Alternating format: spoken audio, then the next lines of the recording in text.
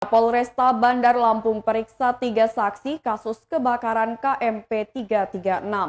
Penyebab terbakarnya kapal motor penumpang 336 di area Pelabuhan Panjang Bandar Lampung beberapa waktu lalu belum diketahui. Saat ini aparat kepolisian masih melakukan penyelidikan untuk mengetahui penyebab kapal tersebut terbakar.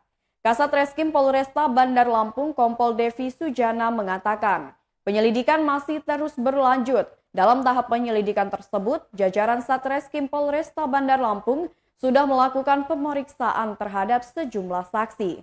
Kru kapal juga diperiksa, ada sekitar 3 orang kru termasuk kapten kapal yang sudah memberikan keterangan.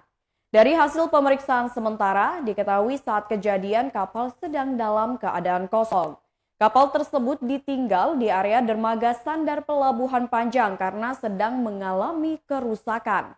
Dari keterangan yang diterima, kapal tersebut mengalami kerusakan di bagian mesin, namun meskipun dalam tahap perbaikan mesin, Devi menyebut kapal tersebut masih layak operasi. Mengenai dugaan adanya unsur kesengajaan yang menyebabkan kapal tersebut terbakar sampai tenggelam di dasar lautan masih dalam proses penyelidikan. Masih didalami dari keterangan saksi-saksi untuk mengetahui penyebab kebakaran dan mencari kemungkinan unsur pidana atas peristiwa tersebut.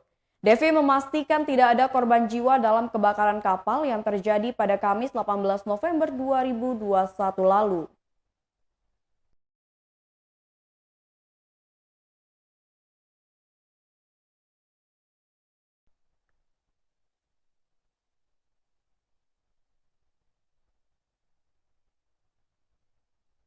Berita selanjutnya, kebakaran warung nasi uduk di Gading Rejo, Pringsewu.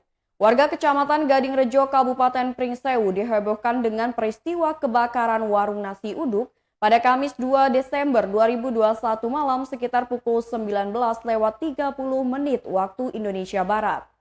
Si jago merah menghanguskan bagian depan warung Emma Rohani yang terletak di belakang Pasar Gading Rejo. Tepatnya Dusun Tegal Rejo, Pekon Gading Rejo